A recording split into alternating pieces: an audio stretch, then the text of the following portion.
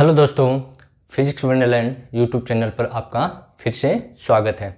आज का जो हमारा लेक्चर है वो जो लास्ट लेक्चर है उसी से रिलेटेड है, जिसमें हम वेक्टर के बारे में डिस्कशन कर रहे थे। तो वेक्टर का आगे का पोर्शन है वो हम स्टार्ट करते हैं।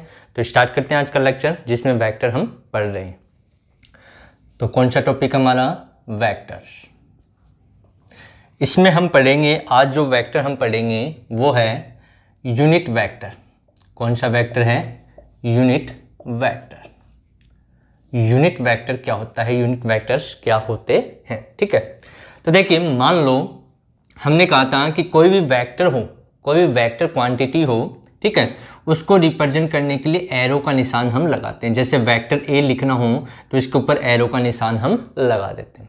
चलो, इससे तो हमें पता लग गया कि ये जैसे हमने एरो का निशान लगाया तो ये बता रहा है कि ये एक वेक्टर क्वांटिटी है। कैसी क्वांटिटी है? Vector quantity. ठीक है, यहां तक तो हमें पता लग गया, लेकिन हमें डायरेक्शन बतानी है। क्या बतानी है? डायरेक्शन। जैसे एग्जांपल में मान लो हमारे पास कोऑर्डिनेट सिस्टम है एक्स वाई और जेड। कार्टेशियन कोऑर्डिनेट सिस्टम हम मान लें एक्स वाई और जेड, ये इसका ओरिजिन हो गया, ठीक है। अब हमें बताना है, मान लो मैंने लिख दिया वेक्टर ए इक्वल्स टू लिख दिया 2। क्या लिख दिया? Vector A equals to 2। तो इसका मतलब क्या है? यानी कि कौन सी डायरेक्शन में है? ये एक्स डायरेक्शन में है, वाई डायरेक्शन में है, या जेड डायरेक्शन में? या मैंने ऐसे लिख दिया 2 + 3। तो इसका मतलब क्या है भाई? ये तो वेक्टर हो गया, ये जो वेक्टर साइन हमने वेक्टर ए लिखा हुआ है ये तो वेक्टर हो गया, लेकिन इस वेक्टर की डायरेक्शन किधर है? मैंने 2 लिख दिया, 3 लिख दिया, ये डायरेक्शन नहीं बता रहे। ये क्या नहीं बता रहे हैं? डायरेक्शन के बारे में नहीं इंडिकेट कर रहे, कुछ भी हमें डायरेक्शन के बारे में शो नहीं हुआ, ठीक है। इसका तो मतलब सीधा सा हो गया, 2 और 3 कितने हो गए? 5। अब हमें क्या पता कौन सी डायरेक्शन में? एक्स डायरेक्शन में है, वाई डायरेक्शन में है, जेड डायरेक्शन में। ये तो नॉर्मली मैथ के अंदर जो हम पढ़ते हैं वो चीज हो गई। क्या हो गई? ये जो मैथ के अंदर, जैसे मान लो कि हमने कहा कि हमें वेक्टर एफ दिया हुआ है 3 न्यूटन। कितना दिया हुआ? 3 न्यूटन F1। और मैंने कहा F2 है, बल है, जो फोर्स है वो हमें दिया है 4 न्यूटन, ठीक है। इस प्रकार से हमें दिया हुआ, तो टोटल फोर्स कितना होगा? टोटल फोर्स कितना होगा? तो टोटल फोर्स हम लिख दें F नेट इक्वल्स टू कितना होगा? 3 न्यूटन + 4 न्यूटन। तो ये हो गया 7 न्यूटन। क्या हो गया? 7 न्यूटन, ठीक है। लेकिन इसके हमें डायरेक्शन थोड़ी ना पता है कि ये जो फोर्स लगा वो किधर लगा, ये किधर लगा। अगर ऐसा हमें दिया हुआ होता 3 न्यूटन आई कैप और 4 न्यूटन जे कैप, तो मैं ऐसा नहीं लिख सकता था कि एफ नेट जो होगा वो 3 न्यूटन आई कैप + 4 न्यूटन जे कैप, ठीक है। तो मैं इसको ऐसा नहीं लिख सकता था 7 न्यूटन, गलत हो जाता, ठीक है। तो हमें यहां पर एक चीज की कमी है कि इसमें हमें डायरेक्शन नहीं पता। क्या नहीं पता? डायरेक्शन नहीं पता। और यदि ऐसी कंडीशन हम कर दें, मान लो इसको इधर मान लें, इसको एक डायरेक्शन में, इसको दूसरे में, तो दोनों को ऐड करेंगे तो गलत हो जाएगा। तो उसके लिए क्या चाहिए हमें? यानी कि डायरेक्शन बताने के लिए हमें कुछ ना कुछ तो चाहिए। क्या चाहिए? कि जिससे हम डायरेक्शन के बारे में बता सकें। तो उसी के लिए हम पढ़ेंगे यूनिट वेक्टर। किसके बारे में पढ़ेंगे? Unit vector. जो यूनिट वेक्टर है वो उस वेक्टर, जो भी हमें वेक्टर दिया हुआ होगा उसकी डायरेक्शन को शो करेगा। यदि यूनिट वेक्टर आ गया किसी भी वैल्यू के आगे, तो हम वहां पर इंडिकेट कर सकते हैं कि ये इस डायरेक्शन में है, ये एक्स में है, ये वाई में है, और ये जेड डायरेक्शन में, ठीक है। तो देखिए, यूनिट वेक्टर को कैप के द्वारा, किसके द्वारा? कैप के द्वारा प्रदर्शित करते हैं। कैप आई कैप, जे कैप और के कैप, ठीक है। आई कैप, जे कैप और के कैप के द्वारा यूनिट वेक्टर को रिप्रेजेंट किया जाता है। और यूनिट वेक्टर वो होता है जिसका जो मैग्नीट्यूड हो, क्या हो? मैग्नीट्यूड 1 हो, यानी कि उसका परिमाण कितना हो? एक हो, एकांक हो, यूनिट हो। क्या हो? यूनिट। उसी को हम क्या बोलते हैं? Unit vector. तो यूनिट वेक्टर को किससे रिप्रेजेंट करते हैं? कैप के द्वारा। इसको रिप्रेजेंट किया जाता है कैप के द्वारा। तो आई कैप यदि मैं लिख रहा हूं तो आई कैप क्या बताएगा हमें? तो आई कैप हमें बताएगा यूनिट वेक्टर। क्या बताएगा? Unit vector along x direction, या एक्स एक्सिस कह सकते हैं। ठीक है। तो आई कैप है वो कौन सी डायरेक्शन बताएगा, एक्स एक्सिस, जैसे हम कोऑर्डिनेट लिखते हैं एक्स वाई जेड। अब यदि आई कैप लिखा हुआ मिल गया तो वो कौन सी डायरेक्शन को शो करेगा, एक्स डायरेक्शन को। जे कैप है, ठीक है, ये ऐसा नहीं कि मैंने नहीं बनाया, ये बना हुआ है और उसको हमें याद रखना होगा कि जैसे ही आई कैप आपको किसी वेक्टर क्वांटिटी के साथ में आई कैप लगा हुआ मिल जाएगा तो वो वेक्टर क्या बताएगा कि उसकी जो डायरेक्शन है वो एक्स एक्सिस के अंदर है। जे कैप यूनिट वेक्टर क्या है, unit vector along Y direction, ठीक है। तो जो जे कैप है वो कौन सी डायरेक्शन में, वाई डायरेक्शन में, और के कैप जो होगा वो unit vector along Z direction, क्या होगा, जेड डायरेक्शन में।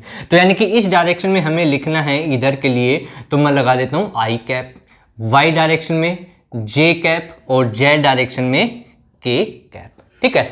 तो अब यदि हमें मान लो ऐसा दिया हुआ हो कि हमें वेक्टर ए इक्वल टू दिया हुआ है ए एक्स या ए आई कैप, क्या दिया हुआ है, A I cap plus B J cap, तो अब हमें पता लग जाएगा, इससे क्या पता लग जाएगा, ये तो हो गया मैग्नीट्यूड, ए और बी क्या हो गया, मैग्नीट्यूड इस वेक्टर का, ठीक है। आई कैप बता रहा है डायरेक्शन, और कौन सी डायरेक्शन, एक्स एक्सिस में, और ये बताएगा जे कैप वाई डायरेक्शन में। यानी कि इसका जो कोऑर्डिनेट सिस्टम अब हम लिखना चाहें तो ये एक्स एक्सिस में होगा, ये वाई एक्सिस में। तो यहां पर जो आई कैप और जे कैप है वो किसके बारे में बता रहे हैं, वो डायरेक्शन के बारे में बता रहे हैं। यही इंपॉर्टेंस है किसका, यूनिट वेक्टर का। यूनिट वेक्टर क्या है, जिसका मैग्नीट्यूड कितना हो, 1 के इक्वल हो, ठीक है। तो एक्स एक्सिस में हम जब भी लिखेंगे आई कैप लिख देंगे, वाई डायरेक्शन में जे कैप और जेड डायरेक्शन में के कैप, ठीक है। यहां तक क्लियर हो गया हमें। अब बात आती है नेगेटिव डायरेक्शन भी होती है एक्स एक्सिस में, वाई में, जेड में, तीनों में ऑपोजिट भी तो हम चलते हैं, तो वहां पर हम क्या यूज करें, ठीक है, वहां कैसे हम यूज करें। तो देखिए हमने ओरिजिन यहां माना, यदि इधर हम जा रहे हैं इधर, तो जो ये नेगेटिव एक्स डायरेक्शन हो गया तो इसके लिए जो सिंबल आएगा वो माइनस आई कैप हो जाएगा। इधर जाएंगे तो क्या हो जाएगा, माइनस जे कैप हो जाएगा, और इधर इसके ऑपोजिट जाएंगे तो क्या आ जाएगा, माइनस के कैप। जैसे एक्स वाई जेड में हम इधर पॉजिटिव ले लेते हैं, इधर नेगेटिव, तो ऐसे ही इसमें यूज किया जाता है, ठीक है। तो यहां पर यूनिट वेक्टर जो है वो क्या इंडिकेट करता है, यूनिट वेक्टर हमें किसी वेक्टर की डायरेक्शन को शो करता है, ठीक है। अब इसका फॉर्मूला हम बात करें कि इसका फॉर्मूला है वो कैसे हम सोल्व करें। तो मान लो कि हमारे पास एक वेक्टर दिया हुआ है, वेक्टर ए, क्या दिया हुआ है, वेक्टर ए दिया हुआ है, तो इसका यूनिट वेक्टर हमें लिखना है। तो यूनिट वेक्टर मान लिया इसका कितना है, ए कैप। तो इसका फॉर्मूला क्या होगा वो हम निकालें। तो यूनिट वेक्टर को रिप्रेजेंट किया जाता है कैप के द्वारा। तो यूनिट वेक्टर क्या होगा, यूनिट वेक्टर होगा कोई भी वेक्टर है, क्या हो, वेक्टर हो, ठीक है, वेक्टर दिया हुआ हो और उसमें वेक्टर में हम डिवाइड कर दें वेक्टर के मैग्नीट्यूड का। किसका डिवाइड कर दें, वेक्टर के मैग्नीट्यूड का। जैसे यहां पर हमें क्या दिया हुआ है, वेक्टर ए दिया हुआ है, तो यूनिट वेक्टर ए कैप कितना हो जाएगा, वेक्टर ए क्या हो जाएगा, vector A upon magnitude of vector A, ये आ जाएगा, ठीक है। तो ये यूनिट वेक्टर सोल्व करने का मेथड है ये। अब यहां पर वेक्टर ए हमें निकालना है, वेक्टर ए निकालना है, तो वेक्टर ए कितना आ जाएगा, इधर मल्टीपल कर दूं तो आ जाएगा vector A upon A, sorry into में ए कैप। तो ये तो पहले भी बताया था लास्ट लेक्चर में भी, ये जो होगा ऐसा जो सिंबल है वो किसको बताता है, वो मैग्नीट्यूड को बताता है। वो किसको बताता है, मैग्नीट्यूड को बताता है, ठीक है। तो ये तो हो गया, ये तो हो गया वेक्टर, ये तो वेक्टर ए है। इस वेक्टर में ये जो वैल्यू है ये बता रही है मैग्नीट्यूड को, और जो ए कैप है ये क्या है, ए कैप, ये किसको बता रहा है, ये डायरेक्शन को बता रहा है। ये किसको बताएगा, डायरेक्शन को बताएगा, ठीक है। तो यहां पर ये यूनिट वेक्टर है, और यूनिट वेक्टर क्या है, बार बार रिपीट कर रहा हूं, जिसकी यूनिट क्या हो, 1 हो, ठीक है। तो यूनिट वेक्टर का formula A cap equal to vector A upon vector A का मैग्नीट्यूड, ठीक है। तो किसी वेक्टर में उस वेक्टर के मैग्नीट्यूड का यदि हम डिवाइड कर देते हैं तो वही क्या आ जाता है, यूनिट वेक्टर आ जाता है। तो यहां से अब डायरेक्शन हमें निकालनी हो। अब यहां पर ये भी हमने कोई नॉर्मली यूज किया है, हमें यहां पर एक्स है, वाई है, जेड वो नहीं पता, लेकिन एक्स वाई और जेड के लिए एक्स डायरेक्शन में हमेशा यूज किया जाता है आई कैप, वाई डायरेक्शन में हमेशा जे कैप, और जेड डायरेक्शन में हमेशा के कैप का यूज किया जाता है। ये नोटेशन है, ठीक है। और ये नोटेशन हमें याद होना चाहिए कि एक्स एक्सिस में क्या होगा, वाई एक्सिस में क्या होगा और जेड एक्सिस में क्या होगा, ठीक है। तो यहां से क्लियर हुआ कि यूनिट वेक्टर क्या होता है। तो जब भी आपको पूछा जाए या कोई इक्वेशन पूछी जाए या दिया हुआ हो तो उसका मीन्स क्या होगा। जैसे एग्जांपल में हम बात करें, मान लो हमें वेलोसिटी दे रखी है, क्या दे रखी है, वेक्टर। वेलोसिटी वेक्टर होती है, वेक्टर क्वांटिटी है। तो वेलोसिटी की वैल्यू हमें दे रखी है जैसे 3i cap minus 2j cap plus k cap, ठीक है। तो अब हमें यहां पर पता लग सकता है क्योंकि यहां पर क्या दे रखी है, इसकी डायरेक्शन शो करें आई कैप, जे कैप और के कैप, यानी कि वेक्टर v हैं, इसके जो कोऑर्डिनेट हैं वो x डायरेक्शन में भी हैं, y डायरेक्शन में भी हैं और z डायरेक्शन में भी हैं, ठीक है। ये x हो गया, ये y हो गया और ये z हो गया, ये ओरिजिन हो गया इसका, ठीक है। तो x डायरेक्शन में अभी बताया क्या यूज करना है, आई कैप, y डायरेक्शन में क्या यूज करना है, जे कैप और z डायरेक्शन में क्या यूज करना है, के कैप डायरेक्शन के लिए, ठीक है। तो देखिए x डायरेक्शन में कितनी है वैल्यू, x डायरेक्शन में 3 है। अब y डायरेक्शन में यानी कि इधर है ये, क्योंकि माइनस साइन दिया हुआ, क्या दिया हुआ, माइनस है, तो इधर आएगी ये वैल्यू होगी माइनस जे कैप, इसको हम लिखना चाहें तो ये आ जाएगा, ठीक है। तो यहां पर यानी कि ऊपर की ओर नहीं है, अब किधर है, नीचे की ओर। कितनी है, -2, यानी कि वैल्यू कितने, जो कोऑर्डिनेट आएगा वो माइनस में आएगा, तो ये नीचे आएगा, ऊपर नहीं जाएगा। ये के कैप है, मल्टीपल में 1 होगा यहां पर, तो जेड कोऑर्डिनेट कितना होगा उसका, 1 के इक्वल। तो यहां पर आई कैप, जे कैप और के कैप किसको इंडिकेट कर रहे हैं, ये इंडिकेट कर रहे हैं इस वेक्टर की डायरेक्शन को कि x डायरेक्शन में कितना है, y में कितना है और z में कितना। यदि ऐसा लिखा हुआ होता, क्या लिखा हुआ होता, ओनली ये लिखा हुआ तो 2i कैप, तो इसका मतलब क्या होता कि जो वेलोसिटी है पार्टिकल की, जो बॉडी है वो ओनली कौन सी डायरेक्शन में, आई कैप, और आई कैप कौन सी में, एक्स एक्सिस में। किस में है, एक्स एक्सिस डायरेक्शन में है, ठीक है। तो ये चीज हमें शो कर रही है। अब हमें मान लो कि ये तो v1 दे दिया और ये v2 दे दिया हमें, ठीक है, और हमें दे दिया 3j कैप, इस प्रकार से दिया हुआ, और पूछ लिया जाए कि जो बॉडी है उसकी टोटल वेलोसिटी कितनी होगी, क्या पूछ ले, टोटल वेलोसिटी कितनी होगी। तो टोटल वेलोसिटी निकालने के लिए इन दोनों का सम करें, तो सम करेंगे तो कितना आएगा, vector v equals to vector v1 plus vector v2, ठीक है। अब v1 कितना है, 2i कैप है, और प्लस ये कितना है, 3j कैप है। तो इसको ऐसा नहीं लिख सकते 5i कैप या 5j कैप, ऐसा नहीं लिख सकते, ठीक है। क्यों, क्योंकि अलग अलग डायरेक्शन में, ठीक है। तो इस प्रकार से नोटेशन जो होगा, तो ये क्या शो करेगा कि जो पार्टिकल है, ठीक है, उसकी जो वेलोसिटी है x डायरेक्शन में ये है और y डायरेक्शन में ये है, ठीक है। तो यहां से क्या क्लियर हुआ कि यूनिट वेक्टर जो होता है, क्या होता है, यूनिट वेक्टर वो डायरेक्शन को शो करता है, ठीक है। अब हम एक एग्जाम्पल इसका करें कि यूनिट वेक्टर है, हमें दिया हुआ हो, कोई इक्वेशन वगैरह दे रखी हो या कुछ वैल्यू दे रखी हो, तो उसका यूनिट वेक्टर हम कैसे निकालते हैं, ठीक है। मान लो सिंपल सी प्रॉब्लम ले लेते हैं। एक वेक्टर हमें दिया हुआ है, वेक्टर ए इक्वल्स टू हमें दिया हुआ है 2i कैप, कितना दिया हुआ है, 2i cap plus 3j cap. तो ये पता लग गया, ये x एक्सिस में, ये y एक्सिस में, ठीक है। अब हमें पूछा गया find unit vector, find unit vector, ठीक है। यूनिट वेक्टर, इसका यूनिट वेक्टर हमें बताना है, फाइंड आउट करना है।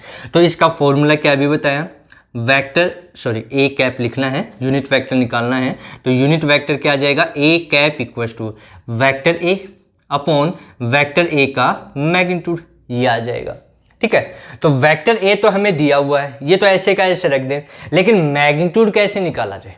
अब हम बात करते हैं मैग्नीट्यूड कैसा निकाला जाए। तो मैग्नीट्यूड निकालने का क्या फॉर्मूला है, देखिए इसका बाकी आगे हम यूज करेंगे तो और अच्छे से क्लियर हो जाएगा। यहाँ पर फॉर्मूला बताएं, तो मैग्नीट्यूड निकालना है, जो हमें दिया हुआ है इसका स्क्वायर कर दो और अंडर रूट लगा दो। यानी कि हमें क्या करना है, जो वेक्टर है, जो वेक्टर हमें दिया हुआ हो उसका क्या कर दें, स्क्वायर कर दें, अंडर रूट ये स्क्वायर, ठीक है। ये फॉर्मूला है किसका, मैग्नीट्यूड निकालने का। किसका फॉर्मूला है, मैग्नीट्यूड। यानी कि मैग्नीट्यूड हमें निकालना है, जैसे आर है, मोड आर, ठीक है, इसका मैग्नीट्यूड निकालना है। तो क्या करेंगे, हमें वेक्टर दिया हुआ होगा आर, तो इसका वेक्टर का क्या कर दें, अंडर रूट स्क्वायर, स्क्वायर का रूट कर दें, ठीक है। तो ये फॉर्मूला है क्या निकालने का, मैग्नीट्यूड निकालने का। तो अब मैग्नीट्यूड हमें निकालना है, ठीक है। तो हमारे पास ये वैल्यू रही वेक्टर ए की, तो ये वैल्यू हम यहाँ पुट कर दें तो कितना आएगा, देखिए ये आ जाएगा अंडरूट कितना आ जाएगा 2i cap plus 3j cap, इसका स्क्वायर हो जाएगा, ठीक है। अब इसको सोल्व करने का मेथड होना चाहिए। ये क्या है, ये एक पॉइंट है, मैग्नीट्यूड को शो कर रहा है, ठीक है। तो अब हमें इसको सोल्व करना है, तो इसके दो मेथड है, ठीक है। हम सिंपल वाला करेंगे, बाकी जो सेकंड मेथड है वो हम जब आगे पढ़ेंगे तब हमें क्लियर हो जाएगा। अभी हमें यहाँ पर यही मेथड यूज करना है कि यदि ऐसा दिया हुआ हो तो यहाँ पर 2i कैप इसका स्क्वायर कर देंगे और 3 है 3j कैप इसका स्क्वायर कर देंगे, ठीक है। तो यहाँ पर i कैप का i कैप के साथ में डॉट प्रोडक्ट हम करते हैं, क्या करते हैं, i cap dot i cap 1 हो जाता है। ऐसे j cap dot j cap कितना हो जाता है, 1 हो जाता है। ये आगे हम डिस्कशन करेंगे, आगे आ जाएगा जब हम रिजोल्यूशन ऑफ वेक्टर्स करेंगे, ठीक है। क्रॉस प्रोडक्ट डॉट प्रोडक्ट हम जब करेंगे वेक्टर्स का, वहां पर ये क्लियर हो जाएगा, लेकिन ये हमें पता होना चाहिए। तो यहां पर देखिए आई कैप का, या ऐसा कहें कि जो हमें दिया हुआ है, जैसे ये दिया हुआ 2i कैप और 3j कैप, इसका मैग्नीट्यूड निकालना है, ये फॉर्मूला है। तो इसमें क्या करना है, हमें 2 का स्क्वायर करना है प्लस 3 का स्क्वायर, इस प्रकार से हमें करना है, इन दोनों का स्क्वायर कर देंगे, ठीक है, और अंडरूट लगा देंगे। ये तो अंडरूट आ ही गया। अब यहाँ पर 2 का स्क्वायर करना है, यहाँ 3 है तो 3 का स्क्वायर करना है, और सोल्व करेंगे तो कितना आ जाएगा, 2 का स्क्वायर 4 हो गया और इसका कितना हो गया 9, तो टोटल कितना हो गया अंडरूट 13। यानी कि ये वैल्यू किसकी इक्वल आ गई, हमारी मैग्नीट्यूड ए के इक्वल आ चुकी है। ये वैल्यू किसके इक्वल आ चुकी है, मैग्नीट्यूड ए के इक्वल आ चुकी है, ठीक है। ये वैल्यू कैसे आई, अभी बताया कि i कैप इसको ऐसे लिख सकते हैं, ये जो लिखा हुआ है 2i cap plus 3j cap, ठीक है। जब इसको सोल्व करते हैं, चलो मैं इधर लिख देता हूँ, यहाँ पर सोल्व कर देता हूँ, ठीक है। तो देखिए क्या आएगा, इसको ये लिखा हुआ 2i cap plus 3j cap का स्क्वायर, तो इसमें a प्लस बी का होल स्क्वायर उसका फॉर्मूला लगा दें, तो ये आएगा 2i कैप का स्क्वायर प्लस 3j कैप का square plus twice 2i cap into 3j cap, a plus B का फॉर्मूला लगा दिया, ये आ गया, ठीक है। अब देखिए यहाँ पर क्या होगा, जब इसका स्क्वायर करते हैं तो इसमें एक रूल चलता है, जो रूल हम आगे पढ़ेंगे, ठीक है। i cap dot i cap बराबर 1, j cap dot j cap भी 1 होता है, k cap dot k cap भी 1 होता है, but i cap dot j cap बराबर 0, j cap dot i cap बराबर 0, i cap dot k cap बराबर 0, k cap dot i cap बराबर 0 and j cap dot k cap equals to 0 और k cap dot j cap equals to 0। यानी कि जब इनका dot product करेंगे i का j के साथ में, j का i के साथ में, तो ये वैल्यू तो हो जाएगी 0, लेकिन i का i के साथ में, j का j के साथ में और k का k के साथ में क्या करेंगे हम, डॉट प्रोडक्ट, क्या बोलते हैं इसको, डॉट प्रोडक्ट। जब हम प्रोडक्ट पढ़ेंगे वेक्टर्स का, डॉट और स्केलर, तब ये चीजें क्लियर हो जाएंगी, ठीक है। तो यहां पर अब देखिए ये i कैप है, ये j कैप है, तो 2 का 3 से ये तो हो जाएगा, लेकिन i कैप का j के कैप के साथ करेंगे तो कितना आएगा 0, तो ये वैल्यू तो हो गई 0, ये वैल्यू क्या हो गई 0। अब इसमें i cap dot i cap आएगा, या i का स्क्वायर कर दें तो कितना हो जाएगा 1, तो ये क्या लिखा जाएगा, इसको ये लिखा जाएगा आगे कि 2i कैप का स्क्वायर करेंगे तो i cap dot i cap तो 1 हो गया और 2 का स्क्वायर 4 हो गया, तो ये वाली वैल्यू आ गई। इसको क्या लिखा जा सकता है, इसको लिखा जा सकता है, इसका स्क्वायर आ जाएगा 4 plus j cap dot j cap भी कितना हो जाएगा 1 हो जाएगा, तो आ जाएगा 9, यानी कि टोटल वैल्यू कितनी आ गई 13। और हमें इसका अंडरूट लेना है, इसका अंडरूट है तो ये अंडरूट 13 आ गया। इस प्रकार से इसको सॉल्व करना है। तो अब हमें मैग्नीट्यूड मिल गया, क्या मिल गया, मैग्नीट्यूड हमें मिल चुका है, ठीक है। ये मेथड है, रूल है, जब आगे हम पढ़ेंगे तो और क्लियर ये हो जाएगा, क्योंकि इसका यूज पहले लिया गया है यहाँ पर। बाकी जब डॉट और क्रॉस प्रोडक्ट पढ़ेंगे वहां पर इनको प्रूफ भी हम कर लेंगे कि i cap dot i cap 1 कैसे होता है, j cap dot j cap 1 कैसे होता है, या फिर i cap dot j cap 0 क्यों होता है, उसका प्रूफ हम आगे पढ़ लेंगे। तो यहाँ पर जो a कैप है वो कितना हो जाएगा, vector a upon magnitude of vector a, ठीक है। तो ए कैप कितना आ जाएगा, वेक्टर ए कितना दिया हुआ हमारा 2i cap plus 3j cap, ये हो गया। अपॉन में मैग्नीट्यूड ए हमने कितना निकाल लिया √13। तो ये ए कैप की वैल्यू हो गई, किसकी वैल्यू हो गई, ए कैप की वैल्यू, जो हमें यूनिट वेक्टर पूछा गया था। ठीक है, अब आपके लिए एक प्रॉब्लम है, आप खुद सोल्व करना। आज का हमारा लेक्चर यहीं तक का था। ठीक है, इसी के ऊपर बेस्ड मैं दे रहा हूं कि हमें दिया गया है vector A equal to 2i cap minus 3j cap plus k cap. ये वेक्टर ए हमें दिया हुआ है, फाइंड करना है, find unit vector, unit vector यानी कि क्या फाइंड आउट करना है, ए कैप हमें फाइंड आउट करना है। ठीक है, ये प्रॉब्लम दे रखी है। तो ये आज का हमारा लेक्चर था जिसमें हमने यूनिट वेक्टर के बारे में स्टडी की है। अगले लेक्चर में हम इसका और डिस्कशन करेंगे यूनिट वेक्टर का, और फिर हम पढ़ेंगे पोजीशन वेक्टर क्या होते हैं, जिससे बॉडी जो होती है, ऑब्जेक्ट जो होते हैं, उसकी पोजीशन को शो करने के लिए कैसे उनका यूज किया जाता है। तो तब तक सभी पढ़ते रहिए।